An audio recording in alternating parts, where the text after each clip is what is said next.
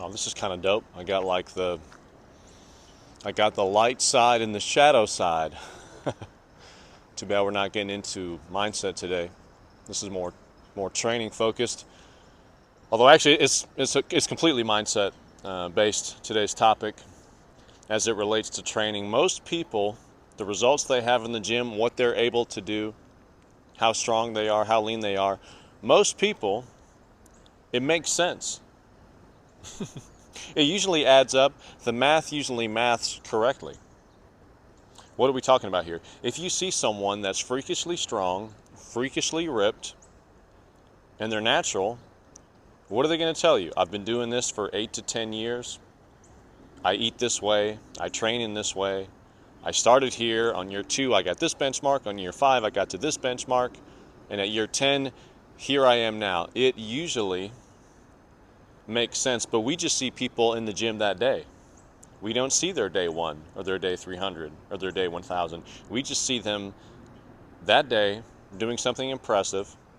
And if you're anything like I used to be, a victim-ass little bitch, I'd go, it's not fair. It's not fair. Yeah, that's my shadow side. So it's all working out. That's what we're talking about today is my previous shadow side, the victim-ass, bitch-ass motherfucker that would see someone doing something impressive, relate it back to myself and go, it's not fair. They're strong, I'm not strong, it's not fair. Whiny, victim-ass, excuse-making, out of touch with reality type of motherfucker. That's what I used to be. Really simple example. If I weigh 165 to 170 on the lighter side, and on my curls, I'm doing anything from the 25s to the 35s, depending on what rep range I'm doing, and I see a bigger cat curling the 45s or the 50s, he should be doing that. It would be weirder if we were curling the same weights. If some dude that weighs like 200 pounds or 220, it would make less sense if they were doing the same weight as me. But I would see them very casually lifting more weight on an exercise than myself, and I'd go, it's not fair. Why do they have what I don't have? Because they've done what I haven't done, motherfucker. They've either put more time in or put more correct time in. Someone training meticulously, calculated, correctly for 2 years will absolutely trump someone that's fucking around for 3 to 4 years 100%. 100%. So if they've put more time in, put more correct time in, why would they not have a better result? It usually makes sense. And then the rare exception, well, that's exactly what it is. It's an exception. And why would you relate yourself to an exception anyway? And then now that we've covered those two possibilities, either it totally checks out or it is a genetic exception or they're on some sauce or whatever. Why would you compare yourself to either one of those two people anyway? It's completely pointless. It's a complete waste of time. It's a complete waste of mental energy.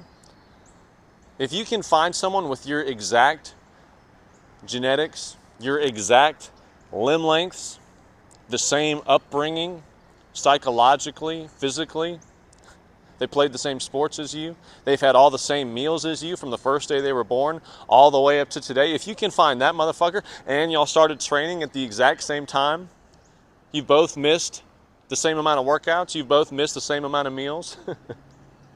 If you can find that motherfucker, you can compare your stats to theirs, but you can't find that motherfucker. It's impossible. So comparing yourself to anyone in the gym is a complete waste of time. And we've all heard comparison is the thief of joy, and it's 100% true. But as it relates to training, it does not make sense. It's beyond you're stealing your joy and your happiness. It's just not intelligent. It just doesn't make sense. It does not make sense. So I can't encourage you enough. I can't encourage you enough to just focus on your own shit.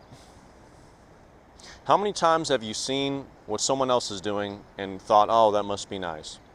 or made up a reason or an excuse for why they can do that. Oh, I bet they're doing this. Oh, it must be nice just to be able to work out all day long. Lucky them. That's why they have that result. They just get to work out and recover, eat a meal, take a nap, hit an ice bath.